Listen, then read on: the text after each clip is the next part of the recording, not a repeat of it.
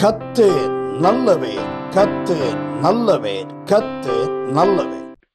இந்த நாளிலே கர்த்தர் நம்மோடு பேசும்படியாய் தெரிந்து கொண்ட வேத பகுதி ரோமர் 12வது அதிகாரம் 19வது வசனம்.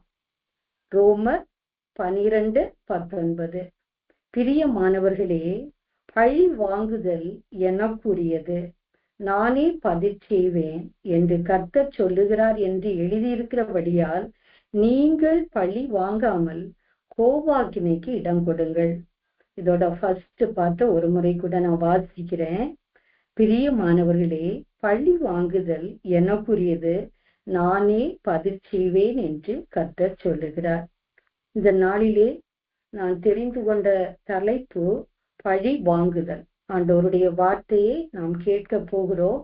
பழி வாங்குதல் என்ற தலைப்பின் கீழ் ஒரு சில காரியங்களை வேத ஆதாரத்தோடு நாம் யாவரும் பார்ப்போம்.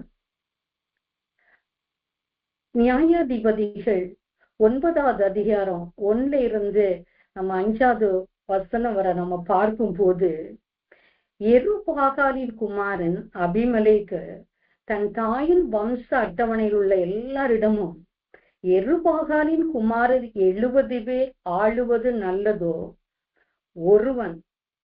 ஒருவன் மேல் சிங்க அபிமெலேக்கு நான் மாத்திரம் ஆள்வது நல்லதோ என்று சீகேமில் இருக்கிற பெரிய மனுஷனிடத்துல போய் அவங்க காதுகள் கேட்க பேசுங்கள் என்று சொல்லி அனுப்புறான்.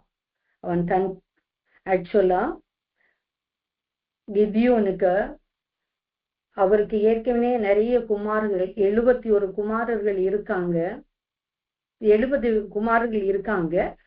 ஆனா இந்த அபிமெலேக்கு அவருடைய வேலைக்காரியோட மகன். இவனுக்கு 70 பேர் ஆள வேண்டாம், நான் ஆள்றேன். ஆக்சுவலா அந்த வம்ச அட்டவணைப்படி கிதியோனோட சன்ஸுக்கு தான் அந்த பதவி போகும்.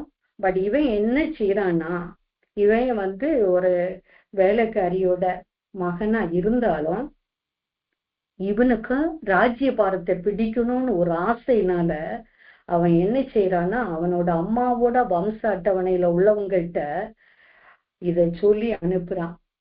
அந்த கிதியோனோட 70 பிள்ளைகள் இருக்காங்க, அவனோட அந்த 70 குமாரர்களும் ஆள்றது நல்லதா இல்ல, என் அம்மாவுக்கு நான் ஒருத்தன் தான், நான் மாத்திரம் ஆள்றது நல்லதா, இதை நீக்க போய் சீகேமில் இருக்கிற பெரிய மனுஷிடத்துல அவங்க காதில் கேட்கவோ சொல்லுங்க, பேசுங்கன்னு சொல்றான். திரும்பவும் சொல்றான், நான் உங்கள் எலும்பும் மாம்சமானவன் என்று நினைத்து கொள்ளுங்கள். அகெயின் ஒரு வார்த்தை கூட போடுறான். அவங்க அப்படியே இவனுடைய தாயின் வம்சத்துல உள்ளவங்க சீகேமில் இருக்கிற பெரிய மனுஷிடத்துல எல்லாம் போய் சொல்றாங்க. சோ என்ன நடக்குதுன்னா, அவர்கள் இருதயம் எல்லாம் இப்போ அபிமெலேக்கை பின்பற்ற சாகிறது. உடனே என்ன செய்யறாங்க, இந்த வார்த்தைகளை கேட்ட உடனே அவங்களோட மனசு இறங்குது. அவங்க 70 வெள்ளி காசை பாகால் பேரின் கோவில்ல இருந்து எடுத்து கொடுத்தாங்களாம். அந்த 70 வெள்ளி காசை வச்சு இந்த அபிமெலேக்கு வீணர்கள் போக்கிரிகளை எல்லாம் கலெக்ட் பண்ணி அவனோட சேவகத்துல வச்சிருக்கான். அவங்க எல்லாம் இவனை பின்பற்றுகிறதான அந்த டைம்ல அவன் என்ன செய்யறான்னா, கிதியோனுக்கு வீட்டுக்கு போய், யெருபாகாலோட தகப்பன் வீட்டிற்கு போய் தன் சகோதரர் 70 பேரையும் ஒரே கல்லால கொலை செய்யறான். ஒரே கல்லின் மேல வச்சு 70 பேரையும் கொலை செய்யறான் பாரு. ஆனா ஒரு இளைய சன் மட்டும் ஒளிஞ்சு இருந்ததுனால, அவனோட பேரு யோதா, அவன் தப்பி இவனோட அந்த கல்லினால கொலை செய்யாதபடிக்கு அவன் காப்பாற்றப்படுறான். இவன் செய்த பெரிய பாதகம். ஒரு தேவனுடைய மனுஷனா இருந்து தேவனுடைய கட்டளைக்கு கீழ்ப்படிச்சு, அவர் சொன்ன வார்த்தைக்கு கீழ்ப்படிச்சு இந்த கிதியோன் என்ன செய்தாருன்னா, மீதியானியரை முறியடித்து இஸ்ரவேலுக்கு ரட்சிப்பு உண்டாக்குன ஒரு மனுஷன். பயந்து போய் மீதியானியர் இவர்களுடைய நிலங்களை எல்லாம் அழித்து இவர்களது வேளாண்மை எல்லாமே அவங்க நாசம் பண்ற வேலை. அவன் பயந்து தானியங்களை போரடிச்சிட்டு இருக்கிற வேலைதான் தேவன் வந்து பராக்கிரமசாலின்னு கூப்பிடுறாரு. ஆண்டவர்கிட்ட பல அடையாளங்களையும் கேட்கிறோம். ஆண்டவரே, என்ன பராக்கிரமசாலின்னு கூப்பிடுறீங்க, என்ன மீதியானிடத்திற்கு அனுப்பி இஸ்ரவேலருக்கு ஒரு ரட்சிப்பை கொண்டு வரணும்னு விரும்புறீங்க. ஆனா நான் போனா எனக்கு வெற்றி கிடைக்குமா? நீங்க எங்க கூட இருப்பீங்களா? எத்தனை அடையாளங்களை கேட்டு அவன் மீதியானிடமிருந்து இஸ்ரவேலரை ரட்சித்தான். ரட்சிப்பு கிடைச்ச உடனே என்ன சொன்னாங்க? கிதியோன், நீரும் உம்முடைய மகன்கள் தான் எங்களை ஆளணும், உங்க குமாரன் தான் ஆளணும். ஆனா இப்ப என்ன செய்தாங்க? மறந்துட்டாங்க. இப்ப யாருக்கு இம்பார்ட்டன்ஸ் கொடுக்கறாங்க? கிதியோனுடைய வேலைக்காரிய மகனுக்கு அபிமலேக்குக்கு. கிதியோனுக்கு பிறகு வரவேண்டிய அந்த ரூல், அந்த பவர் அவருடைய அரேஸ்ட், அதாவது வரவேண்டிய லீகலா வரவேண்டிய கிதியோனுடைய பிள்ளைகளுக்கு போகாதபடி இவர்களும் என்ன செய்யறாங்கன்னா இந்த அபிமலை பக்கத்துல சேர்ந்துட்டாங்க. அவனை எப்படியாவது தலைமைத்துவ பகுதியில உட்கார வைக்கணும்னு விரும்பி செய்யத்தகாத காரியங்களை எல்லாம் செய்யறாங்க. ஒரு விஷயம் நினைச்சு பார்க்கல. அவன் என்னன்னா பாகால் தோப்பு விற்கிறதெல்லாம் அழிச்சான். அதனால அவனுக்கு எருபாகால்னு பேர் உண்டு. அவன் பகலை செய்யாம அது கூட நைட்டு செய்திருக்கான். எப்படியெல்லாம் இதையெல்லாம் அழிச்சு இஸ்ரவேலின் தேவனுக்கு மகிமையை செலுத்தி அவரால இஸ்ரவேல் ஜனங்களுக்கு ஒரு ரட்சிப்பை கொண்டு வரணும். மீதியானியர் அழிச்சுட்டே இருக்காங்க, தொடர்ந்து அவங்க பிரச்சனை வந்துட்டே இருக்கு. தன்னுடைய ஜனங்களுக்காக இந்த காரியங்களை செய்தது எல்லாத்தையும் மறந்து போய் அந்த அபிமலேக்கின் வார்த்தைகளை கேட்டதும் அவங்க இருதயம் எல்லாம் கரைந்து போய் அவன் பக்கம் சேராங்க. சேர்ந்து என்ன செய்யறாங்கன்னா அவனுக்கே அந்த பதவியை கொடுக்கறாங்க. அதே நேரத்துல அந்த நியாயாதிபதிகள்ல காப்பாற்றப்பட்ட அந்த பிழைச்ச மகன், அந்த இவனோட இவன் கல்லுனால 70 பேரை ஒரே கல்லால கொலை செய்தாங்க. ஆனா கிதியோனுடைய ஒரு மகன் தப்பிக்கப்பட்டான். அவனோட பேரு தான் யோதாம். அவன் என்ன பண்றான்னா, நியாயாதிபதிகள் 9வது அதிகாரம்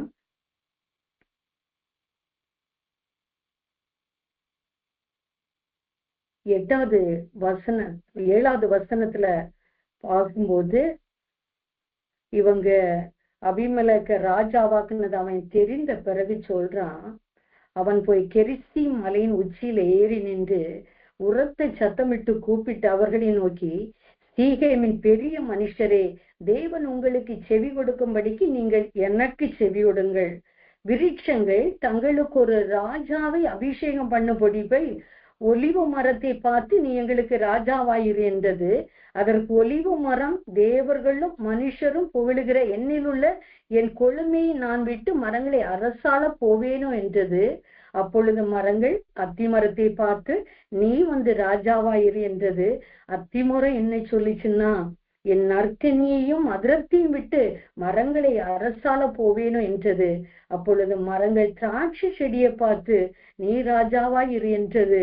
அதற்கு திராட்சை செடி, தேவர்களையும் மனுஷரையும் மகிழ பண்ணும் என் ரசத்தை நாம் விட்டு மரங்களை அரசால போவேனோ என்றது. அப்பொழுது மரங்கள் எல்லாம் முட்செடியை பார்த்து நீ வந்து எங்களுக்கு ராஜாவாயிரு என்றது. அதற்கு முட்செடியானது மரங்களை பார்த்து, நீங்கள் என்னை உங்களுக்கு ராஜாவாக அபிஷேகம் பண்ணுகிறது மெய்யானால் என் நிழலிலே வந்தடையுங்கள், இல்லாவிட்டால் முட்செடியில் இருந்து அக்கினி புறப்பட்டு லீபனோனின் கேதுரு மரங்களை பட்சிக்க கடவது என்றது. இது அபிமலேக்கோட சன் யோதாம். இந்த அபிமலேக்க கிதியோனோட மகன் யோதாம் அபிமெலேக்க பத்தி சொல்றான். அவன் யாரா இருப்பான்னா முட்செடி. 14வது வசனத்துல முட்செடின்னு சொல்லிட்டு அவன் நோட்டத்தை அவன் கூறினது யாருன்னா அபிமெலேக்க. கிதியோனுக்கு 70 அந்த சன்ஸ் எப்படி இருந்தாங்க? அவங்க அத்தி மரத்தை போல இருந்தாங்க, அவங்க திராட்சை செடியை போல இருந்தாங்க, அவங்க ஒலிவ மரத்தை போல இருந்தாங்க. ஆனா அவங்களெல்லாம் நீங்க விட்டுட்டு இப்ப நீங்க தெரிந்தெடுத்திருக்கிற இந்த ராஜா, இந்த தலைவன், இந்த நியாயாதிபதி எப்படிப்பட்டவன்னா அவன் முட்செடியை போல இருப்பான் அப்படின்னு சொல்லிட்டு இவன் தன்னிட்ட இருந்த அவ்வளவு ஆதங்கத்தையும் வெளிப்படுத்திட்டு 16வது வசனத்துல பாருங்க, என் தகப்பன் உங்களுக்காக யுத்தம் பண்ணி தன் ஜீவனை எண்ணாமற் போய் உங்களை மீதியானின் கையினின்று ரட்சித்தார். ஆனா நீங்க தகப்பனுடைய குடும்பத்துக்கு விரோதமா எழும்பி இன்னைக்கு அவருடைய வேலைக்காரியின் மகனாகி அபிமெலேக்கு உங்கள் சகோதரன் ஆனபடியால் அவனை சீகேம் பட்டணத்தாருக்கு ராஜாவாக்கினீர்கள். இப்போது நீங்கள் அவனை ராஜாவாக்கின செய்கை உண்மையும் உத்தமமான செய்கையா இருக்குமானால் நீங்கள் எருபாகாலையும் அவர் குடும்பத்தாரை நன்மையாக நடத்தி அவர் கைகளின் செய்கைக்கு தக்கதை அவருக்கு செய்து இப்படி இந்நாளில் அவரையும் அவர் குடும்பத்தாரை நடத்தினது உண்மையும் உத்தமமாய் இருக்குமானால் அபிமெலேக்கின் மேல் நீங்களும் சந்தோஷமாயிருங்கள், உங்கள் மேல் அவனும் சந்தோஷமாயிருக்கட்டும். இல்லாட்ட அபிமெலேக்கிலிருந்து அக்கினி வந்து புறப்பட்டு உங்களை பட்சிக்குன்னு சொல்லிட்டு சாபமான வார்த்தைகளை சொல்லிட்டு அவன் ஒளிஞ்சிட்டான். எதுக்கு அவன் அப்படி சொன்னான்னா, இந்த சீகே பட்டணத்தார் ரைட் பர்சன் அவங்க தெரிந்தெடுக்காம இவனை தெரிந்தெடுத்ததுனாலதான் அவன் அப்படிப்பட்ட வார்த்தைகளை கடின இதயத்தோடு அவன் சொல்லி சாபமாக அதை அறிவித்தான். நியாயாதிபதிகள் 9, 22, 23, 24 வசனங்களை நம்ம படிக்கும் போது அபிமெலேக்கு 3 வருஷம் சேஃபா ரூல் பண்றான். அதுக்கு பிறகு என்னாச்சுன்னு தெரியுமா? அபிமெலேக்குக்கும் சீகேமின் பெரிய மனுஷருக்கு நடுவே பொல்லாப்ப உண்டாக்குகிற ஆவியை தேவனே வர பண்ணினார். இந்த பழி வாங்குதல் ஆண்டவர்கிட்ட இருந்தே வருது. ஏன்னா கர்த்தர் ஒரு மனுஷனை தெரிவு செய்து இந்த இஸ்ரவேல் ஜனங்களை மீதியானின் கையிலிருந்து அவர் தப்புவித்தார் கிதியோனின் மூலமாக. ஆனா கிதியோனின் குடும்பத்துக்கு இப்ப இந்த சீகேம் பட்டணத்தார் ரெண்டகம் பண்ணினதுனால இது ஆண்டவராலே அந்த ஒரு பொல்லாப்ப அவங்க சந்திக்க நேர்ந்தது. ஆண்டவரே ஒரு பொல்லாப்பு உண்டாக்கு ஆவியை தேவன் வர பண்ணினார். அதனால என்ன ஆச்சுன்னா இந்த சீகே மனுஷர் இப்போ அந்த அபிமெலேக்குக்கும் ரெண்டகம் பண்றாங்க. அவர்கிட்ட கரெக்டா அவங்க நம்பிக்கையோட செயல்படல. அதனால எப்படியாவது அபிமெலேக்குக்கு விரோதமாக அவர்களும் கூட்டம் கூட்டுறாங்க. இது அபிமெலேக்கு தெரிய வருது. நியாயாதிபதிகள் 9, 30, 31 படிக்கும் போது பட்டணத்து அதிகாரியா அவன் ஒரு மனுஷனை வச்சிருக்கான். அவனோட பேரு சேபூல். அபிமெலேக்கிடம் அந்த சேபூல் வந்து சொல்றான், ஏபேலின் குமாரன் காகாலும் அவனோட பிரதர்ஸும் இப்போ சீகேமுக்கு வந்திருக்காங்க, இந்த சீகேம் பட்டணத்துல வந்திருக்காங்க அப்படின்னு சொல்லக்கூடிய காரியத்தை இவன் அங்க அறிவிக்கிறான். சேபூல் அறிவிக்கிறான். இப்ப சேபூல் 9:41 வாசிச்சோம்னா அந்த காகாலையும் அவன் சகோதரரையும் சீகேம்ல குடியிருந்தா சீகேம் பட்டணத்திற்கு ஆதரவா இவங்க இருந்து அபிமெலேக்க வெறுத்து அவனை துரத்தி விடுவாங்கன்னு நினைச்சிட்டு இவன் அவங்கள துரத்தி விட்டான். சீகேம்ல இப்ப அவங்க குடியிருக்கல. அப்புறமா என்ன செய்யறாங்க? நியாயாதிபதிகள் 9:46 நம்ம பார்க்கும்போது சீகே மனுஷர் பேரி தேவனுடைய கோவில் அரணுக்குள் பிரவேசிக்கிறாங்க. இப்ப அபிமெலேக்கு இவங்களுக்கு விரோதமா இவங்களை கொலை செய்ய திட்டம் போடுறான். சீகே மனுஷர் அபிமெலேக்கு விரோதமாக அங்கங்க படைகளை நிறுத்துறாங்க. இப்ப இவங்க அபிமெலேக்கிடம் எதிர்த்து நிற்க முடியாத நேரத்துல இவங்க என்ன செய்யறாங்கன்னா நேரு ஒரு குரூப் மனுஷர் போய் பேரி தேவனுடைய கோவில அரணுக்குள்ளால, அந்த கோவில் அரண் இருக்கு, அதுக்குள்ளால பிரவேசிக்கிறாங்க பயந்து போய். நியாயாதிபதிகள் 9:49 பார்க்கும்போது அந்த அரணை இந்த அபிமலைக்கு கொளுத்தி சுட்டு போட்டான். அதனால 1000 பேர், எப்படின்னா ஒவ்வொரு மரக்கிளைகளையும் அவனும் வெட்டினா, அவனை ஃபாலோ பண்ண ஃபாலோவர்ஸும் வெட்டிட்டு வந்து இந்த அரணை சுத்தி போட்டு அவங்க கொளுத்தி அந்த அரணை என்ன செய்தாங்கன்னா தீக்கிரையாக்குனாங்க. அந்த அரணுக்குள்ளால பிரவேசித்த சீகை மனுஷர் 1000 பேர் கொலை செய்யப்பட்டாங்க. அது மாத்திரம் இல்ல, நியாயாதிபதிகள் 9:51 நம்ம வாசிக்கும் போது பட்டணத்துக்கு நடுவே ஒரு துருக்கம் இருந்தது. இங்க லேடிஸும் அந்த மென்னும் எல்லாரும் சேர்ந்து, பெண்களும் ஆண்களும் எல்லாரும் பயந்து போய் அபிமலைக்குடைய எந்த தீய செயல்களை எல்லாம் பார்த்து நேரே பட்டணத்துக்கு நடுவே ஓடுறாங்க. ஓடி அந்த துருக்கத்தின் மேல ஏறுறாங்க. அந்த பட்டணத்துல அந்த துருக்கத்தை அடிச்சு வச்சிருந்த அதுல இருந்த அந்த டோரை நல்லா பூட்டிட்டு அவங்க எல்லாம் மேல ஏறினாங்க. இவன் என்ன செய்தான்னு தெரியுமா? அபிமலைக்கு அவங்கள ஃபாலோ பண்ணி போறான். நியாயாதிபதிகள் 9:52 வாசிக்கிறோம். அபிமலைக்கு என்ன ட்ரை பண்றான்னா, இந்த கதவை சுட்டரித்தாதான் அவன் அந்த துருக்கத்துக்குள்ளால போய் மேல ஏற முடியும், அவங்களையும் வீழ்த்த முடியும்னு நினைச்சு இவன் அந்த கதவை சுட்டரிக்க கிட்ட போகிறான் பாருங்க. அப்பதான் ஒரு இன்சிடென்ட் நடக்குது. நியாயாதிபதிகள் 9:53 பார்க்கிறோம். அப்பொழுது ஒரு ஸ்திரீ ஒரு எந்திர கல்லின் துண்டை எடுத்து அபிமலைக்குடைய தலைக்கு மேல போட்டா அவனுடைய மண்டை உடைந்தது. இப்ப அவன் சொல்றான் 9:54 வேலைக்காரனிடம், நீ என்ன குத்தி கொன்றுப்பா, ஏன்னா அந்த லேடி எந்திர கல்ல போட்டுட்டா, மண்டை உடைச்சிட்டு நான் எப்படியாவது சாகதான் செய்யணும்னு சொல்லிட்டு குத்தி போட சொன்னான். அவன் குத்தி போட்டான், இவன் செத்துட்டான். கர்த்தர் இவனுடைய முடிவை ஒரு லேடியோட கையில கர்த்தர் கொடுத்திருந்தார். கர்த்தர் பழி வாங்கினார். ஏன்னா இவங்க கிதியோனுக்கும் அவனது குமாரர்களுக்கும் செய்த, சீகேம் பட்டணத்தார் செய்த ஒரு நன்றி கெட்ட செயல் அபிமலைக்கு பின்பற்றினதுனால யோதாமுடைய சாபமும் பலிச்சது. சீகே மனுஷர் செய்த எல்லா பொல்லாப்பையும் தேவனே அவர்கள் தலையின் மேல் திரும்பும்படி செய்தார் என்று நியாயாதிபதிகள் 9:57 நம்ம வாசிக்கிறோம். எருபாகாலின் குமாரன் யோதாமின் சாபம் அவர்களுக்கு பலித்தது.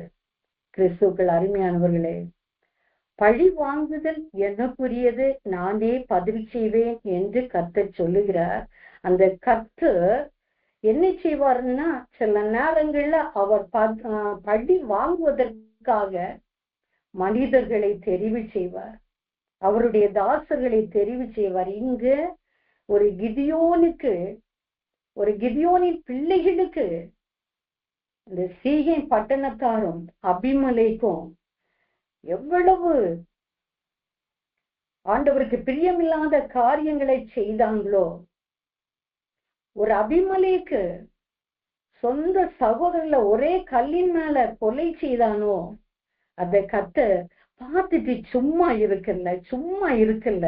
அவர் பழி வாங்குதல் எனக்குரியது என்று சொல்லிதான் அவரே அந்த சீகை பட்டணத்தார அவனுக்கு விரோதமாக எழுப்பினாரு. அவன் அந்த என்ற கல் அவனுடைய தலையின் மேல விழவும், அது ஆண்டவர் தான் கிருபை செய்திருக்கிறார், ஆண்டவர் தான் அதுக்கு உதவி செய்திருக்கிறார், ஆண்டவர் தான் அந்த காரியத்தை செய்து அபிமலேக்கிடம் ஆண்டவர் பழியை தீர்த்து விட்டார். நன்மைக்கு தீமை செய்கிறது பேய்த்தனமான குணம். அந்த பேய்த்தனமான குணத்தை இந்த சீகை பட்டணத்தார் செய்ததுனால அவர்களும் நிறைய பேர் தங்களுடைய லைஃபை இழந்துட்டாங்க. இதற்கு முதல் காரணமாக இருந்த அபிமலேக்கோட வாழ்க்கையும் முடிந்து விட்டது. இரண்டாவதாக தேவன் பழி வாங்கின ஒரு சம்பவத்தை நாம் பார்க்க போகிறோம். 1 ராஜாக்கள் 19வது அதிகாரம் அதனுடைய 15, 16, 17 வசனங்களை நாம் பார்க்கும்போது, அப்பொழுது கர்த்தர் அவனை பார்த்து, எலிசா தீர்க்கதரிசியை பார்த்து, நீ தமஸ்குவின் வழியாய் வனாந்தரத்திற்கு திரும்பி போய் ஆசகேலை சீரியாவின் மேல் ராஜாவாக அபிஷேகம் பண்ணி பின்பு நிம்சியின் குமாரனாகிய யெகூவை இஸ்ரவேலின் மேல் அபிஷேகம் பண்ணி சாப்பாத்தின் குமாரனாகிய எலிசாவை உன் ஸ்தானத்திலே தீர்க்கதரிசியாக அபிஷேகம் பண்ண. சம்பவிப்பதாவது, ஆசகேலின் பட்டயத்திற்கு தப்பினவனை யெகூ கொன்று போடுவான், யெகூவின் பட்டயத்திற்கு தப்பினவனை எலிசா கொன்று போடுவான். இந்த சம்பவம் நமக்கு எல்லாருக்கும் தெரிந்த சம்பவம். ஏன்னா ஒரு ஏசபேல் தேவனுடைய ஜனங்களை பாகாலுக்கு நேராக திருப்பினா. எவ்வளவு தீர்க்கதரிசிகளை பாகாலுக்கு வச்சிருந்தானா? 450. அவளுடைய டைனிங் டேபிள்ல நித்தமும் சாப்பிடுறவங்க போப்பு விக்கிரக தீர்க்கதரிசிகள் 400, 850. இவங்களை வச்சு இந்த தேவனுடைய ஜனங்கள், இஸ்ரவேல் ஜனங்கள் ரட்சகர ஜீவனுள்ள தேவனை விட்டு இவங்களை, இந்த தோப்பு விக்கிரங்களை, இந்த பாகால் தீர்க்கதரிசிகளை, இவங்களை எல்லாம் பின்பற்ற இவ வழி வகுத்தா. இவளுக்கு ஆகாப் தன்னை விற்று போட்டா. ஆண்டவர் இப்ப பழி வாங்குற டைம்ல அவர் வந்துட்டாரு. அந்த டைம்ல அவர் பார்த்துட்டு இருக்கிறாரு. உடனுக்குடன் இல்ல, ஆனா கொஞ்ச நாள் இவங்க பாதகத்தை சுமக்கணும் இல்லையா? இப்ப எலிசா தீர்க்கதரிசிட்ட தான் இவள் மாத்திரம் இல்ல, இவளுக்கு தன்னை விற்று போட்டானா ஒரு ஆகாப். அவனுக்கு, அவனுடைய குமாரர்களுக்கு, அவனோட மந்திரி சபை எல்லாருக்கும் ஒரு முற்றுப்புள்ளி, ஒரு புல் ஸ்டாப் வைக்கிறதுக்காக ஆண்டவர் இப்போ எலிசா தீர்க்கதரிசிட்ட யாரெல்லாம் அபிஷேகம் பண்ணணும், அவங்க என்ன காரியத்தை செய்ய போறாங்க, தேவனுடைய ஜனங்கள் வழி மாறி போகிறதுக்கு ஒரு ஏசபேல் ஆகாபின் குடும்பம் செயல்பட்டதுனால அவங்களோட லைஃபையும் அழிக்கணும், அவங்களோட நாமங்களையும் அழிக்கணும்னு சொல்லிட்டு தான் ஆண்டவர் இந்த டாஸ்க எலியா தீர்க்கதரிசிட்ட சொல்றாரு. ஆனா எலியா 3வது நபரை மாத்திரம்தான் அவர் அபிஷேகம் பண்ணுகிறாரு. மற்ற ஃபர்ஸ்ட் 2 பேரையும், ஆசகேலையும் யெகூவையும் எலிசா தீர்க்கதரிசி அபிஷேகம் பண்ணுவார். ஆண்டவர் என்ன பழி வாங்குறாரு? ஃபர்ஸ்ட் ஆகாப் மேல பழி வாங்க தொடங்கிட்டாரு. 1 ராஜாக்கள் 22வது அதிகாரம் 34 நம்ம வாசிக்கும் போது, இங்க சீரியரோடு உள்ள யுத்தத்துல போறாங்க. ஆகாபுக்கு ஹெல்ப் பண்ண இங்க யோசபாத் நல்ல ஒரு ராஜாவும் இவருக்கு கூட சேர்ந்துட்டாரு. அது ஆண்டவருக்கு பிரியம் இல்ல, வேஷம் மாதிரி போறாங்க. ஒருவன் சீரியாவோட ராஜா சொல்லியிருந்தான், ராஜாவை மட்டும் நீ பிடிச்சிட்டா போதும், அவனோட மட்டும் ஃபைட் பண்ணுன்னு. அதனால குதிரை வீரர்கள் அவனை நெருங்க போகும்போது யோசபாத் வேஷம் போட்டுட்டு போன ஆகாப்புக்கு வேஷம், ஆகாப் என்ன செய்தான்? சாதாரண இதுல போயிட்டான். சோ இப்ப என்ன ஆச்சு? யோசபாத் கத்தின உடனே அந்த ராணுவ வீரனுக்கு தெரிஞ்சுட்டு இவன் ஆகாப் இல்ல. என்ன நடக்குது? ஒருவன் நினையாமல் ஒரு வில்ல, 1 ராஜாக்கள் 22:34, ஒருவன் நினையாமல் ஒரு வில்ல நாணேற்றி ஈதான் பாருங்க, அது இஸ்ரவேலின் ராஜாவினுடைய ஆகாபினுடைய கவசத்தின் சந்துகளுக்குள் பட்டது. 37 பார்க்கிறோம். அப்படியே ராஜா ஆகாப் இறந்த பின்பு சமாரியாவிலே அவனை அடக்கம் பண்ணினார்கள். அதுக்கு முன்னால அந்த அடக்கம் பண்ணினாங்க.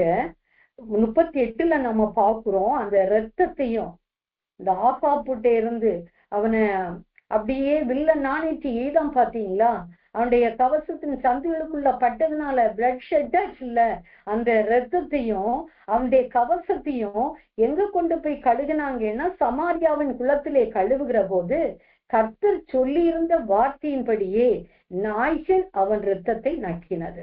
இது எலியா தீர்க்கதரிசிட்ட கர்த்தர் சொன்ன அதே வார்த்தைய அப்படியே ஆண்டவர் நிறைவேற்றினார். ஆண்டவருடைய வார்த்தை ஒன்றும் பொய் சொல்லாது, ஒன்றும் பொய் சொல்லாது. ஆண்டவர் பார்த்தார்.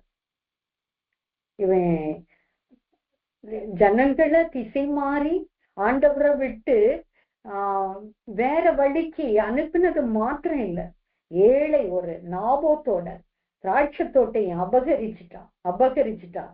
அவனை ரத்தம் சிந்து வச்சு அவனுடைய நிலத்தை எடுத்து ஒண்ணும் தெரியாதவன போல அதை எடுக்க போனான். ஆண்டவருடைய சாபமான வார்த்தை அவனுக்கு நேராக வந்தது. அந்த வார்த்தைகள் இது நிறைவேறுகிற காலமாக, ஆண்டவர் பழி வாங்குகிற காலமாக இந்த காலம் இருந்தது. 2 ராஜாக்கள் 9:24 பாத்தீங்கன்னா, அடுத்தது அவனோட சன் ஏகு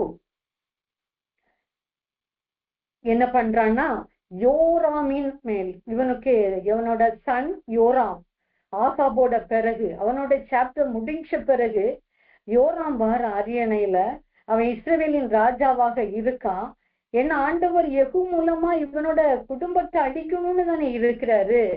சோ இப்ப யெகூ வாரான். நேர எங்க வாரான்னா, ஆகாபோட அரண்மனைக்கு நேராக வாரான். அப்போ யோராம் சில மனிதர்கள் அனுப்புறான், 2 times அனுப்புறான். ஆனா அவங்க திரும்பி வரல, சமாதானமா கேட்டுட்டு வாங்கன்னு. அப்புறமா யோராமும் இவன் ஆல்ரெடி ஆசகேலோட அவன் நடந்த யுத்தத்துல இவனுக்கு காயம் ஏற்பட்டத அவன் ஆற்றி கொண்டிருக்கும் போது இவனை பாக்குறதுக்கு என்ன போறான், இங்க இருந்து ஒரு யூதாவின் ராஜாவும் அவனை பார்க்க போறான். அது ஆண்டவருக்கு பிடிக்கல. அகசியா போறான். யார பார்க்க? யோராம் காயப்பட்டிருக்கான், அவனை விசாரிக்க போறான். என்ன நடந்துன்னு தெரியுமா? ஏகு யோராமுக்கு மேலே அம்பு எய்தான்.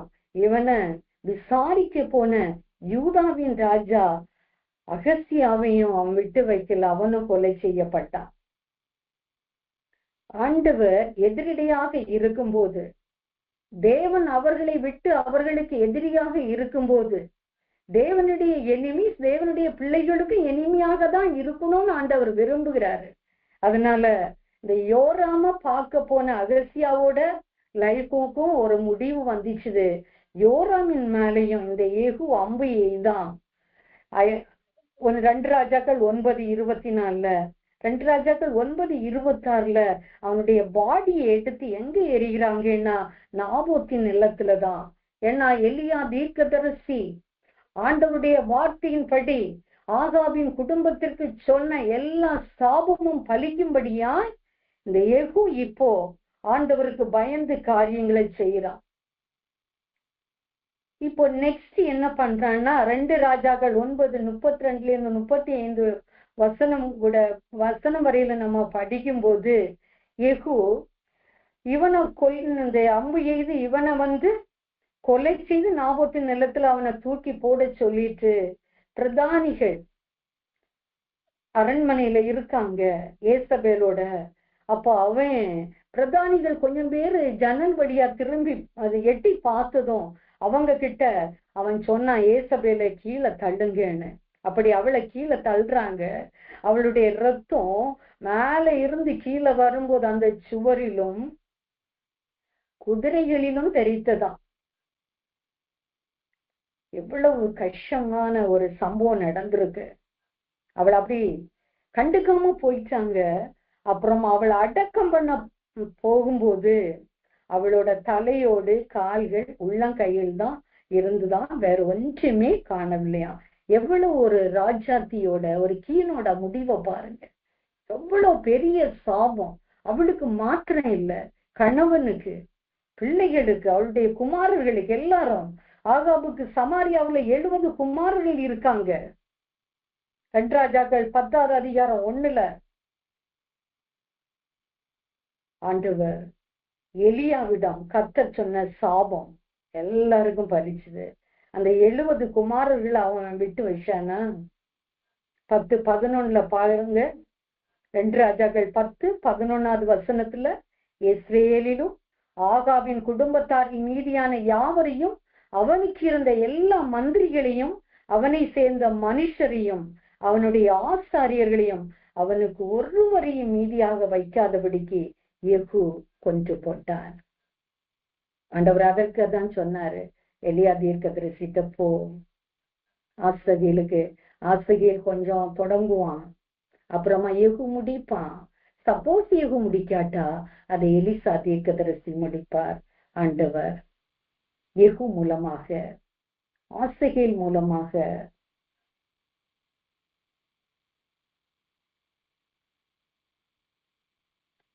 ஆகாபின் குடும்பத்துக்கு நியாய தீர்ப்பை செய்தார். பழி வாங்குதல், கர்த்தருடையது. பழி வாங்குகிறவர் கர்த்தர். யோசபாத் கூட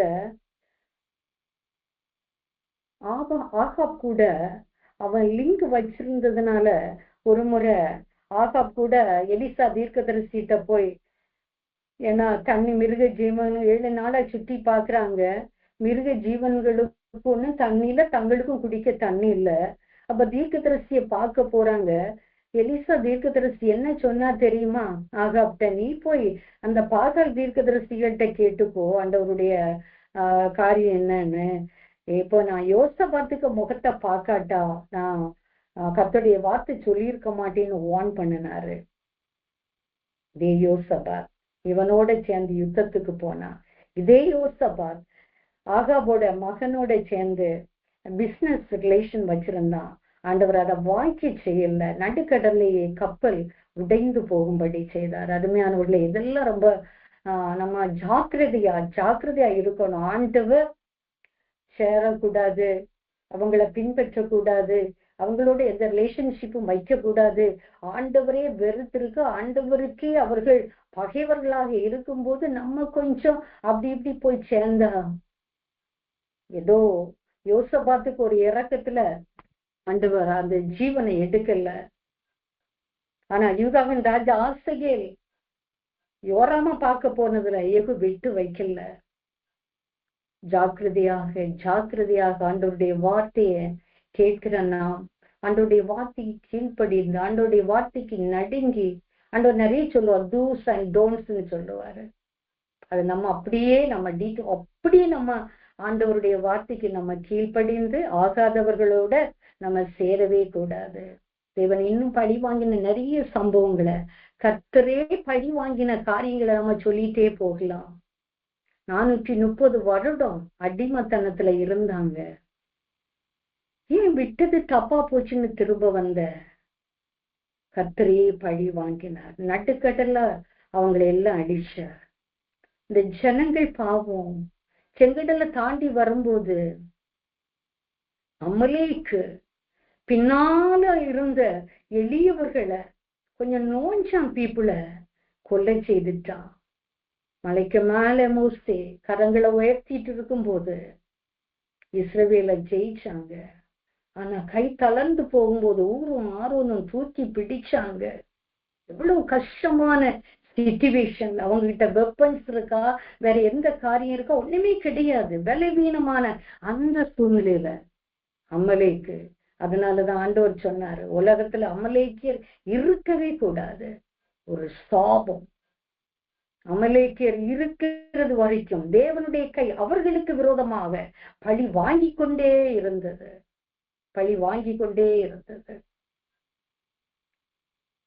அடுத்தபடியாக நம்ம என்ன பார்க்க போறோம்னா, மனிதனை பழி வாங்கின சம்பவத்தை பார்க்க போறோம். 2 சாமுவேல் 13வது அதிகாரம் 1வது வசனத்துல நம்ம பார்க்கும்போது, தாவீதின் குமாரன் அம்னோன். தாவீதுக்கு தான் நிறைய ஒய்ஃப்ஸ் இருந்ததுனால நிறைய குமாரர்கள் எல்லாம் உண்டு. அதுல ஒன் ஆஃப் த ஒய்ஃப்ஸோட மகன் தான் அம்னோன். இவன் என்ன செய்தான்னா, அப்சலோமோட சகோதரி தாவீதோட இனி ஒரு ஒய்ஃபோட மகள் தான் தாமார். அவள்கிட்ட இவனுக்கு கொஞ்சம் பிரியம் வந்துட்டுது. அதனால அவன் ஏக்கம் கொண்டு என்ன செய்தானா, 2 சாமுவேல் 13:2 வியாதிப்பட்டானா. இவனுக்கு ஒரு ஃப்ரெண்ட் இருந்தான். 2 சாமுவேல் 13:3 யோனதாப்னு ஒரு ஃப்ரெண்டு. அவன் பயங்கர மகா தந்திரவாதி. இவன் என்ன ஒரு ஐடியா சொல்றான்னா, இவனுக்கிட்ட ஃப்ரெண்டுகிட்ட எல்லாம் சொல்லிட்டான், தாமாரை பத்தி வர்ணிச்செல்லாம் சொல்லிட்டான். அவன் ஒரு ஆலோசனை கொடுக்குறான் பாருங்க. நீங்க பாரு, வியாதிக்காரனை போல படுத்துக்கோ, உன் அப்பா தாவீது வருவாரு, அவர் வந்தா நீ அப்படி சொல்லிரு, சகோதரி எனக்கு 2 பணியாரங்களை சுட்டு தந்தா எனக்கு நல்லா இருக்கும்னு சொல்லிட்டு நீ வியாதியஸ்தனை போலே படுத்துட்டு அப்படி ஒரு ஆக்ட் பண்ணேன்னு சொல்லி ஒரு தவறான ஆலோசனையை கொடுக்கிறான். என்ன நடக்கு? அதே போல தாவீது ராஜா வந்ததும் இவன் அதே மாதிரி வியாதியஸ்தனை போல இருந்து தகப்பன்கிட்ட தாமார் எனக்கு சமையல் பண்ணி கொடுக்கணும்னு சொல்றான். தாவீது உடனே என்ன செய்யறான்? 13வது அதிகாரம் 7வது வசனம் 2 சாமுவேல்ல தாவீது தாமாரிடத்துல ஆள் அனுப்புறான். அப்படியே நீ அம்மன் வீட்டுக்கு போய் சமையல் பண்ணி கொடுக்கணும் அப்படின்னு சொல்லிட்டு சொல்லுங்க அப்படின்னு சொல்லிட்டு அலோவ் பண்றாரு, பெர்மிஷன் கொடுக்குறாரு. 13:11 பார்க்கும்போது அவ போனா, அவனிடத்துல போனா, பணியாரங்களை கண்ணு முன்னால சுட்டா, அடுத்தது அவன்கிட்ட கொண்டு போய் சாப்பிடவும் கொடுத்தா. ஆனா இப்பதான் அவனோட சுய ரூபத்தை காண்பிக்கிறான் பாருங்க. அவன் ஒரு இம்மாறு, அவன் சகோதரி என்ற அந்த ரிலேஷன்ஷிப்பை மறந்து மிருகத்தனமான காரியத்துக்கு அவன் முற்படுறான் பாருங்க. இம்மாறுலா நீ என்னோடைய சயனேன். ஆனா அவ சொல்றா 2 சாமுவேல் 12:13 நம்ம வாசிக்கும் போது, வேண்டாம் சகோதரி வேண்டாம், நீ என்ன அவமானப்படுத்தாத, இஸ்ரவேல்ல இப்படி செய்ய தகாது, இப்படிப்பட்ட மதியீடான காரியத்தை நீ செய்யாத. அவ என்ன அழகா சொல்றா, இஸ்ரவேல்ல இப்படிப்பட்ட காரியத்தை செய்யக்கூடாது, இது மதியீனமான காரியம். நீ ராஜாவோட பேசு, நீ அப்பாவோட பேசு, நீ கேட்ட அவரு என்ன உனக்கு கொடுக்க மறுக்க மாட்டாரு. ஏன்னா அப்பாதான் நமக்கு ஒண்ணு, அம்மா வேற வேற. சோ நீ மதியீடான காரியத்தை செய்யாதேன்னு சொல்லிட்டு அவ அழகா அவனுக்கு சொன்ன பிறகு அவன் என்ன செய்தான்னு தெரியுமா? பலவந்தமா அவளை பிடிச்சு அவளை கெடுத்துட்டான் பாருங்க, கெடுத்துட்டான்.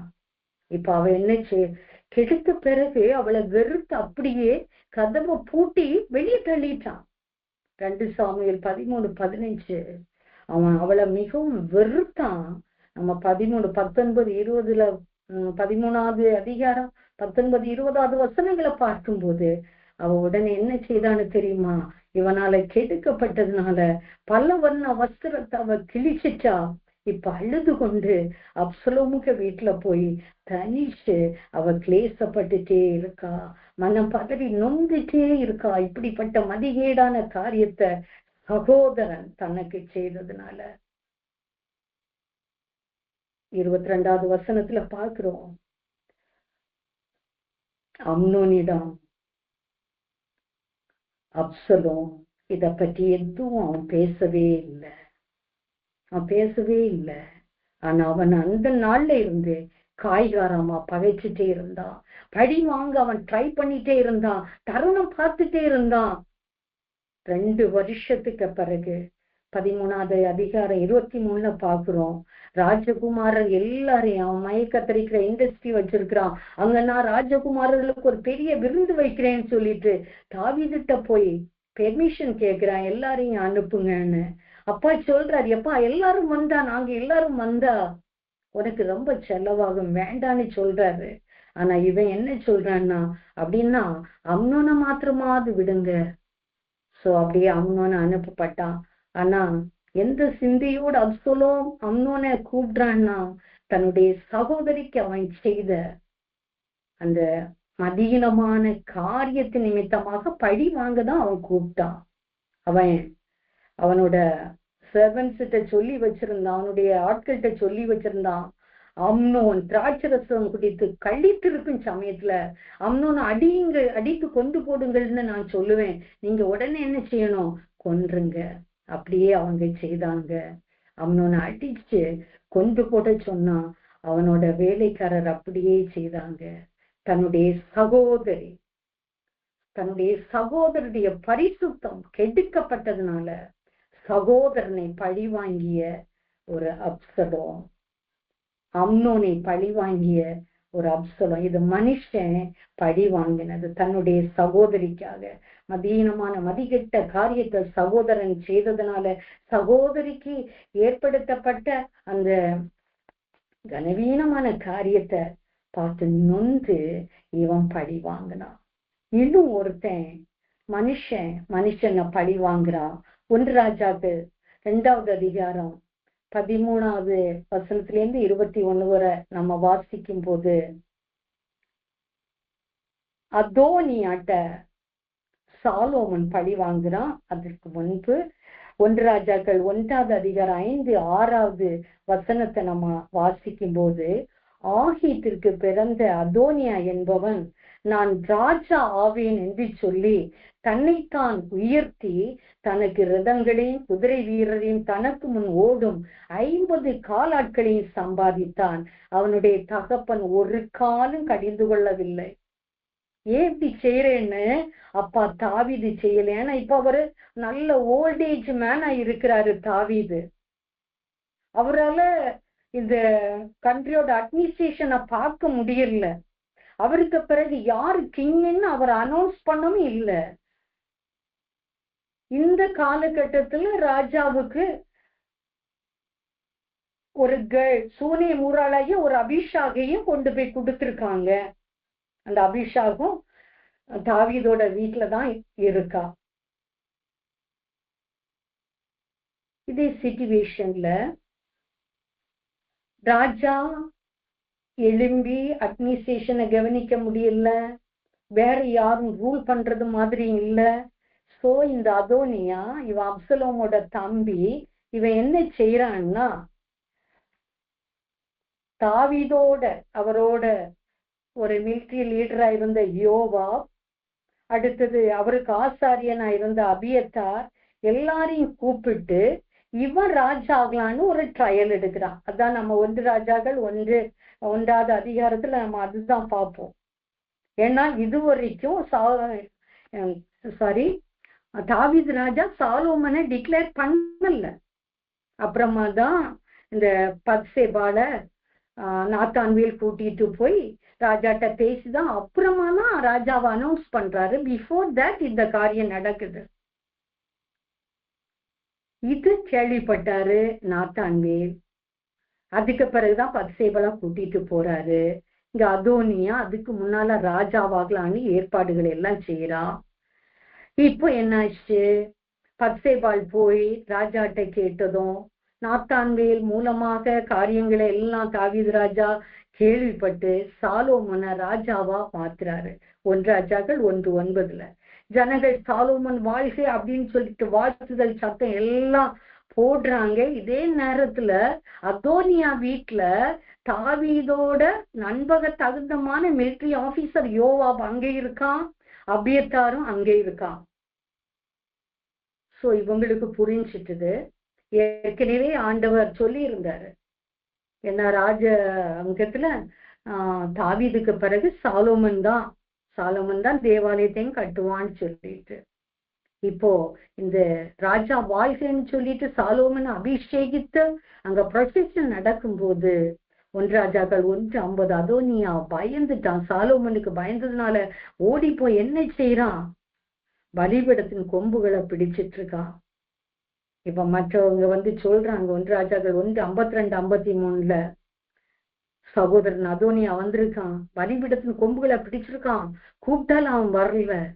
சாலோமன் சொல்லி விடுறான், அவன் யோக்கியன் என்று நடந்து கொண்டார்னாலும் பொல்லாப்பு காணப்பட்டா அவன் சாகணும்னு சொல்லிட்டு அவனை வீட்டுக்கு அனுப்புறான். இது ஃபர்ஸ்ட் வார்னிங். ஏன்னா அப்பாவுக்கு தெரியாம தனக்கு தெரியாம நல்ல மனிதர்கள் நாத்தான்வேல் போன்ற தீர்க்கதரிசிகளுக்கு தெரியாம வெறும் யோவாப் அபியத்தார கொண்டு வச்சு அவன் வீட்டுல ஃபங்க்ஷன் வச்சு அவனே ராஜா ஆகலான்னு சொல்லிட்டு குதிரை வீரரை சம்பாதிக்கிறான், ரதங்களை சம்பாதிக்கிறான், தன்னைத்தான் உயர்த்துகிறான். அதெல்லாம் இப்போ செயல்படாதுல்ல. இப்ப சாலோமன் ராஜா ஆயிட்டார்ல, இதை கேள்விப்பட்டதை எல்லாம் விட்டுட்டு பலிபீடத்து கொம்புகளை பிடிச்சதும் இவன் ஓன் பண்ணி விட்டுறான். இவன் வீட்டுக்கு போறான். இதே மைண்ட்ல சாலோமன் வச்சிருக்கான். 2வது இன்சிடென்ட் 1 ராஜாக்கள் 2வது அதிகாரம் 13-21 வரை நம்ம வாசிக்கும் போது, இப்ப அதோனியா சாலோமனுடைய தாயாகிய பத்சேபாலை, இப்ப இவனுக்கு ராஜ்யபாரம் வேண்டாம், பத்சேபால்கிட்ட போய் ஒரு விஷயத்துக்காக போறான். என்னன்னா தகப்பனுக்கு தாவீதுக்கு நம்ம மனிதர்கள் எல்லாம் என்ன செய்தாங்க, அவனுக்கு சூடுண்டாகும்படி ஒரு அபிஷாகை சூனே முரலாகி ஒரு சின்ன பொண்ண தகப்பனுக்கு கொடுத்திருக்காங்க.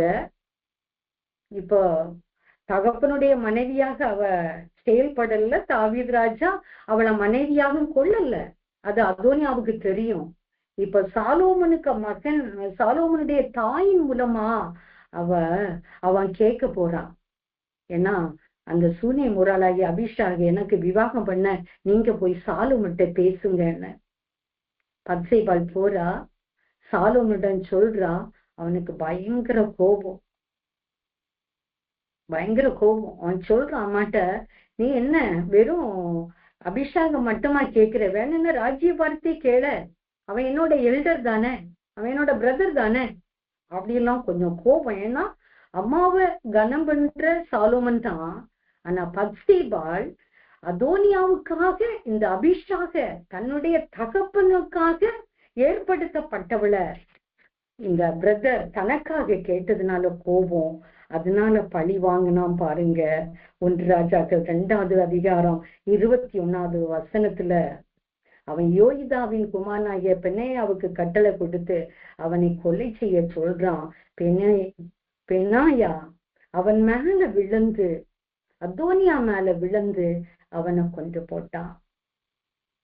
நன்மைக்கு நன்மை செய்யறது ஒருவேளை மனுஷ குணம், தீமைக்கு தீமை செய்யறதும் அது மனுஷ குணம் தான். அந்த மனுஷ குணத்தோட இதே சாலோமன் தன்னுடைய சகோதரன் அதோனியாவை பழி வாங்கினான். ஃபர்ஸ்ட் அவனுக்கு ஒரு பயங்கரமான ஆங்கர் இருந்து, என்ன ஏன்னா தனக்கு தெரியாம, தாவீதுக்கு தெரியாம இந்த அதோனியா தன்னை ராஜாவாக மாத்தலான்னு விரும்பினா அது பலிக்கல. அந்த ஒரு கோபமும் இவனிட்ட இருந்தது. இப்ப செகண்ட் டைம் என்னன்னா, தன்னுடைய தகப்பனுக்காக கொடுக்கப்பட்டவளை தன்னுடைய மனைவி ஆக்க விரும்பினான். பாருங்க, அது அவனுக்கு விரும்பல. அவன் அதனால பழி வாங்கினான். இந்த 2 சம்பவங்களும் மனுஷ பழி வாங்கினத நான் சொன்னேன். ஏன்னா அம்னோன் யாரால பழி வாங்கப்பட்டான்னா அப்சலோமால. இங்க அதோனியா சாலோமனால பழி வாங்கப்பட்டான். அடுத்தபடியா நம்ம 3வது ஒரு விஷயம் பார்க்க போறோம். தான் பழி வாங்கல, மன்னிச்சுட்டு, ஆனா தன்னுடைய மகனிட்ட நீ மன்னிக்காத, காலம் வரும்போது பார்த்துக்கோன்னு சொன்ன ஒரு தாவீது ராஜாவோட காரியத்தை பார்க்கிறோம். எந்த அக்கேஷன்ல அவர் மன்னிக்கல, மன்னிப்பு கொடுத்து அந்த டாஸ்க எப்படி சாலோமன்கிட்ட கொடுத்து இருக்காருன்னு நம்ம பார்ப்போம். 1 ராஜாக்கள் 2வது அதிகாரத்துல 1வது வசனத்துல பாருங்க, தாவீது மரணம் அடையும் காலம் சமீபித்த போது அவன் தன் குமாரனாகிய சாலோமனுக்கு கட்டளையிட்டு நிறைய அட்வைசஸ் சொல்றான். அந்த 2வது வசனத்துல இருந்து பாருங்க 4வது வசனம் வரைக்கும் நல்ல காரியங்களை சொல்றான். நான் பூலோகத்தார் வழியா போக போறேன், ஏன்னா ரொம்ப வயசு முட்டி இருக்கிறாரு, நீ திடம் கொண்டிருப்பா, எதை செய்தாலும் எங்க போனாலும் புத்திமானா இரு. கர்த்தர் என்னை குறித்து உன் பிள்ளைகள் தங்கள் முழு இருதயத்தோடும் முழு ஆத்துமாவோடும் மன உண்மையா இருந்தா, ஆண்டவருடைய வழிய காத்து கொண்டா, இஸ்ரவேலின் சிங்காசனத்துல வீட்டுக்கத்தக்க புருஷன் உனக்கு இல்லாமற் போதல்னு சொல்லி இருக்காருப்பா. மோசையுடைய நியாய பிரமாணத்துல இருக்கிறது எல்லாம், கர்த்தர் சொன்ன கட்டளைகளை எல்லாம், கற்பனைகளை, நியாயங்களை, சாட்சிகளை நீ கைக்குள் அவர் வழிகளில் நடக்கும்படிக்கு அவருடைய காவலை காக்கணும். இதெல்லாம் நல்ல அட்வைசஸ் கொடுத்துட்டு அடுத்தது ஒரு வேட்டை வைக்கிறாரு பாருங்க. 1 ராஜாக்கள் 2வது அதிகாரம் 5வது வசனத்துல, செரியாவின் குமாரனாகிய யோவாப் இஸ்ரவேலின் 2 சேனாதிபதிகளாகிய நேரின் குமாரன் அப்னேருக்கும் ஏத்தேரின் குமாரன் அமாசாவுக்கும் செய்த காரியத்தினால் எனக்கு செய்த குற்றத்தை நீ அறிந்திருக்கிறாயே. அவன் அவர்களை கொன்று சமாதான காலத்திலே யுத்த காலத்து இரத்தத்தை சிந்தி, யுத்த காலத்து இரத்தத்தை தன் அறையில் உள்ள கட்சியிலும் தன் கால்களில் இருந்த பாதரட்சியிலும் வடிய விட்டானே. ஆகையால் உன் யுக்தியின் படியே நீ செய்து அவனுடைய நரைமையில் சமாதானமாய் பாதாளத்தில் இறங்க விட்டாதரு. அப்ப யோவா எவ்வளவு பெரிய ஒரு படைத்தலைவன், கடைசி வர தாவீதுக்கு உண்மையாயிருந்து எல்லா இடங்களிலும் தாவீதுக்கு ஜெயத்தை பெற்று கொடுத்த ஒரு இராணுவ தலைவன். அப்சலோமுக்கு விரோதமா கூட தாவீது ராஜாட்ட, நீங்க வர வேண்டாம், நாங்க போறோம், நாங்க செத்தா கூட பிரச்சனை இல்லை, நீர் எங்களுக்கு 1000 பேருக்கு ஒரு சமமாவீரு, நீர் வரக்கூடாது, இவ்வளவு எல்லாம் செய்த ஒரு மனுஷனை ஏன் இவன் அப்படி சொன்னான்? அப்னேர் யாருன்னா தாவீதுக்கு விரோதியா இருந்த சவுலோட servant. ஏன்னா அப்னேர் அங்க சவுலோட வீட்டுல ஒரு இம்மாரல் ஆக்டிவிட்டியில நடந்ததுனால அவனை தட்டி கேட்டதுனால சவுலோட வீட விட்டுட்டு இப்ப யாரோட வந்து சேர வந்தான்? தாவீதோட வந்து சேர்ந்தான். இவன் அக்செப்ட் பண்ணிட்டான். இவன் வந்ததும் வர நேரத்துல யோவாப் கிடையாது. யோவாப் தெரிஞ்சுட்டு அப்னேர் வந்துட்டு போனா தாவீது அவனை அக்செப்ட் பண்ணிட்டாரு. ரெண்டாவது, இந்த அப்னேர் ஒரு காரியம் என்ன செய்தான்னா, தாவீது ராஜாவுக்கு அந்த மீகால சவுல் ராஜா வேற ஒருத்தனுக்கு கல்யாணம் பண்ணி கொடுத்துட்டாரு. உடனே என்ன செய்தாருன்னா, அந்த மீகாலை மீட்டு கொண்டு வா அப்படின்னு சொன்னதும் இந்த அப்னேர் இந்த காரியங்களை எல்லாம் தாவீதுக்கு ஃபேவரா செய்யறான். ஆனா இதுக்கு முன்னால பிஃபோர் ஹிஸ்டரிய பாத்தீங்கன்னா எல்லாமே வந்து தாவீதுக்கு விரோதமா தான் சவுல் எவ்வளவு காரியங்களை செய்தான், யுத்தம் பண்ணினா, துரத்தி துரத்தி விரட்டுனா எல்லாம். அதுக்கு நம்ப தகுந்த இந்த மனுஷன் இந்த அப்னேர் சரியானவன் இல்ல, உளவு பார்க்க வந்திருப்பான்னு சொல்லிட்டு அவனை கொலை செய்தான்.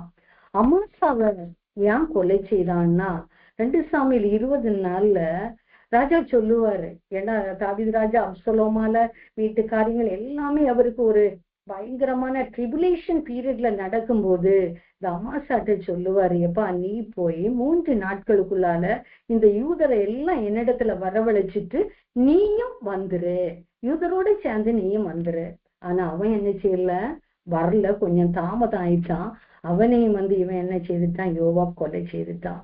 அதான் அந்த 2 டெத்தையும் தாவீது ராஜா மைண்ட்ல வச்சிட்டு இப்ப அவனுக்கு மெத்த உபகாரமா இருந்தான். இப்போ சாலோமன்ட்ட இன்ஜெக்ட் பண்ணிட்டான், இப்படி செய்துட்டான்.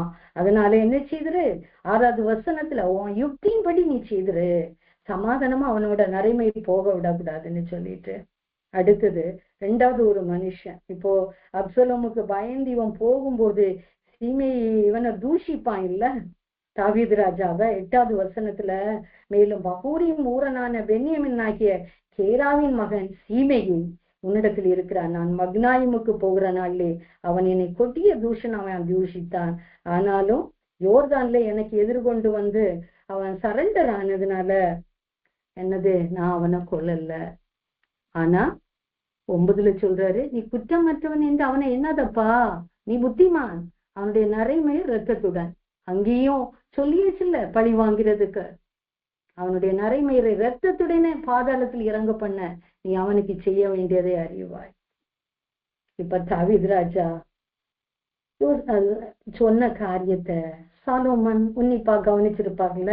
முதல்ல பிளஸ்ஸிங்கா இருக்க ஆண்டவர்கிட்ட சார்ந்திருக்கணும், கற்பனைகள் கட்டளைகள் எல்லாம் இது பண்ணு.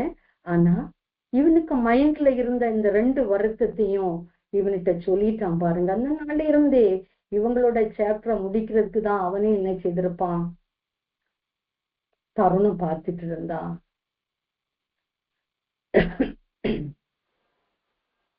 1 ராஜாக்கள் 2:28 பார்க்கும்போது, யோவாப் அப்சலோமின் பட்சம் சாயாமல் இருந்தான், ஆனா அதோனியா பட்சம் சாய்ந்திருந்தான். அதனால இவன் என்ன செய்யறான்னா, 1 ராஜாக்கள் 2:29 பெனாயா கட்டளை போட்டு அவனை அவன் மேல விழுந்து கொலை செய்ய சொல்றான். 2:34 பெனாயா இந்த யோவாப் மேல விழுந்து அவனையும் கொண்டு போடுறான். 1 ராஜாக்கள் 2:36-37 பாக்குறோம். சாலோமன் சீமையிட்ட சொல்றான், நீ எருசலேமை விட்டு வெளியே போக கூடாது, நீ கீதரோன் ஆற்றை என்னைக்கு கடந்து போவியோ அன்னைக்கு சாகவே சாவாய். இவனுக்கு வார்னிங்கோட கொஞ்சம் நாடு விட்டு வச்சிருந்தான். 1 ராஜாக்கள் 2:39 பாத்தீங்கன்னா 3 வருஷம் அப்படியே அவன் போகாம சாலோமனுக்கு பேச்ச அப்படியே உன்னிப்பா மைண்ட்ல வச்சிட்டு இருந்தான். ஆனா 3 வருஷம் கழிச்சு யோசிச்சிருப்பான், அவனுக்கு மறந்துருக்கும்னு. இவனோட 2 சர்வன்ட்ஸ் என்ன செய்திருக்காங்கன்னா இங்கே இருந்து அவனை விட்டு காத்தூர்ல போயிருக்காங்க. இவன் என்ன செய்தான், இந்த ஆறை தாண்டி காத்தூர்ல போய் 1 ராஜாக்கள் 2:40 பாத்தீங்கன்னா 1 ராஜாக்கள் 2:39 3 வருஷம் கழிஞ்ச பிறகு நடக்கிற விஷயம். 2:40 இவன் அந்த வேலைக்காரங்களை தேடி போயிட்டான், பிடிச்சிட்டு அவனோட கொண்டு வந்துட்டான். இந்த காரியம் சாலோமோனுக்கு அறிவிக்கிறாங்க 1 ராஜாக்கள் 2:40. 1 ராஜாக்கள் 2:46 அதேதான் பெனாயா அவனுடைய மனுஷன்கிட்ட சொல்றாரு, இவன் மேலேயும் விழுந்து கொலை செய்துரு. அப்படியே பெனாயா விழுந்து இந்த சீமையும் கொலை செய்யலாம். இந்த பகுதியில நம்ம பார்த்தோம், தாவீது ராஜா பழி வாங்கல, ஆனா பழி வாங்குகிற காரியத்தை சாலோமோன்கிட்ட சொல்லி அவனை மிஸ்லீட் பண்ணிட்டு போயிட்டான். கிறிஸ்துவுக்குள் அருமையானவர்களே, முதல்ல நம்ம பார்த்தோம் பழி வாங்குதல் கர்த்தருடையதா இருந்தது. கிதியோனுடைய குடும்பத்துக்கு சீகை பட்டணத்தார் செய்ததும் அந்த அபிமலேக்கு செய்ததையும் ஆண்டவர் பழி வாங்கினார். அடுத்தது ஆகாப் குடும்பத்துக்கு கர்த்தர் யெகூ ஆசகேல் மூலமா பழி வாங்கிட்டாரு. அடுத்தபடியா நம்ம பார்த்தோம், ஒரு அப்சலோம் தன்னுடைய சகோதரிக்காக அம்னோனை பழி வாங்கினா. அதோனியாவ சாலோமன் ராஜா பழி வாங்கினா. அடுத்தது தாவீது ராஜா தன்னுடைய மகனிடம் நான் அந்த காலத்துல விட்டுட்டேன், ஆனா நீ புத்திமானா இருந்து நீ செய்ய வேண்டிய காரியத்தை செய்யன்னு சொல்லிட்டு அந்த பழி வாங்குகிற காரியத்தை சாலோமன்கிட்ட கொடுத்தாரு. அருமையானவர்களே, இந்த லென்ட் டேஸ்ல ஆண்டவர் இயேசு சிலுவையில இருந்து என்ன சொன்னார்? பிதாவே இவர்களுக்கு மன்னியும், பிதாவே இவர்களுக்கு மன்னியும். அந்த மன்னிப்பின் வார்த்தையை நாம் ஒவ்வொருவரும் இந்த நாட்கள்ல சிந்தித்து கொண்டே இருக்கணும். லூக்கா 23:34 சொன்னாரு, இவர்களுக்கு மன்னியும்.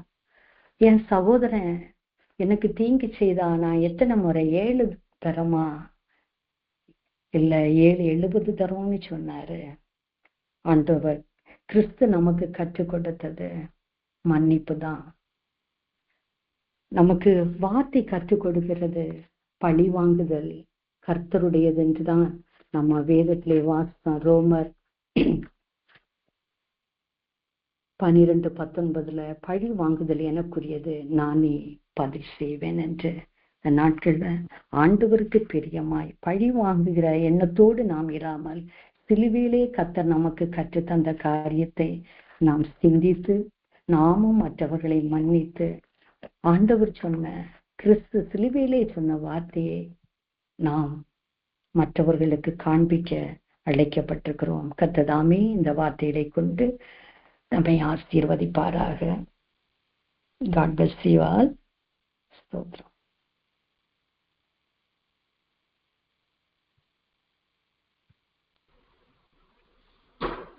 Thank you, sister. பண்ணிடுறீங்களா? நீங்க பண்றீங்களா? நீங்க பண்ணுங்க சிஸ்டர். ஸ்தோத்திரம். Okay. Thank you, sister. Praise the Lord. கர்த்தருடைய நாமம் மகிமைப்படுவதாக. இந்த நாளிலும் பழி வாங்குதல் என்றதான தலைப்பிலே நல்லதொரு செய்தியை கேட்க கர்த்தர் கிருபை தந்தார். செய்தி கொடுத்ததான அருமையான சகோதரியை கர்த்தர் தாமே இனிமாய் ஆசீர்வதித்து பல ஆயிரங்கள் லட்சங்களுக்கு எடுத்து உபயோகப்படுத்துவாராக. கர்த்தர் உங்களை ஆசீர்வதிப்பார். Praise the Lord. நாம் ஜெபித்து நாம் முடிக்கலாம். அன்பின் நேசரே, இந்த நல்ல ராத்திரி வேளைக்காய் நன்றியோடு துதிக்கிறோம், ஸ்தோத்திரிக்கிறோம். இந்த கர்த்தருடைய நாளிலும் இயேசுவின் வல்லமை ஊழியத்தின் சார்பாக நடைபெறுகிற 2வது ஆராதனை கர்த்தர் நீர் ஆசீர்வதித்தீர். அதற்காக உமக்கு ஸ்தோத்திரம். ஆண்டவரே, வேத பாகத்தை ஆசீர்வதித்தீர். தொடர்ந்து உம்மை பாடல்கள் மூலமாய் ஆராதிக்க கிருபை செய்வீர். உமக்கு ஸ்தோத்திரம். கர்த்தர் நீர் கொடுத்த இந்த நல்ல வார்த்தைக்காக இந்த நாட்களிலே எங்களுக்கு தேவையான ஒரு காரியம் ஆண்டவரே, இன்றைக்கு ராஜ்யங்கள் ஒருவரை ஒருவர் பழிவாங்கி கொண்டிருக்கிற நாட்களிலே, ராஜாக்களும் அதிகாரிகளும் ஒருவரை ஒருவர் பழிவாங்கி கொண்டிருக்கிற நாட்களிலும், ஜனங்கள் ஒருவருக்கு ஒருவர் விரோதமாய் எழும்பி பழிவாங்குகிற அந்த நாட்களிலும், தெய்வ பிள்ளைகளாகிய நாங்கள் பழிவாங்குதல் கர்த்தருக்குரியது என்பதை நாங்கள் நினைவு கூர்ந்து, நாங்கள் ஒருவருக்கும் எந்த வகையிலும் பழிவாங்குகிற காரியங்களை செய்யாதபடிக்கு எங்களை நீர் காத்து கொள்ளும் ஆண்டவரே. வேதத்திலே நீர் எங்களுக்காய் எழுதி வைத்த இந்த எல்லா சரித்திரங்களுக்காய் உமக்கு நன்றி செலுத்துகிறோம். ஒவ்வொருவரின் வாழ்க்கையிலும் எப்படிப்பட்ட காரியங்கள் நடைபெற்றதினாலே ஆண்டவரே, அவர்கள் பழிவாங்கும் எண்ணத்தோடு இருந்தவர்களை கர்த்தர் பழிவாங்கி நீர் தண்டனை கொடுத்ததை நாங்கள் வேதத்திலே வாசிக்கிறோம். ஆகையால் பழிவாங்குதல் கர்த்தருக்குரியது என்பதை மாத்திரம் நாங்கள் நினைவு கூர்ந்து, ஒருவரை ஒருவர் மன்னிக்க, ஒருவர் பாரத்தை ஒருவர் சுமக்க, ஒருவருக்காய் ஒருவர் செபிக்க, ஒருவரோடு ஒருவர் இணைந்து தேவ ராஜ்யத்தை கட்ட நீர் வரும்போது எங்களோடு கூட ஒரு கூட்ட ஜனத்தை மண்டை கொண்டு வருகிறவர்களாய் எங்கள் ஒவ்வொருவரையும் நீர் மாற்றும்படியாக நாங்கள் செபிக்கிறோம். இரவு வேளைக்காய் உமக்கு நன்றி செலுத்துகிறோம். நல்ல நித்திரையை கொடுத்து புதிய நாளை புதிய கிருபையோடு கூட காண ஆண்டவரே, விசேஷமாய் அதிகாலை போராட்ட சுபத்திரை கலந்து கொள்ள ஒவ்வொருவருக்கும் கத்த கிருபை பாராட்டுவீராக. எங்கள் போதகரை நீர் பெறப்படுத்தி கொண்டு வருவீராக. நாமத்தை மகிமைப்படுத்துவீராக. மீட்பர் இயேசுவின் நாமத்தில் ஜெபிக்கிறோம் நல்ல பிதாவே, ஆமென்.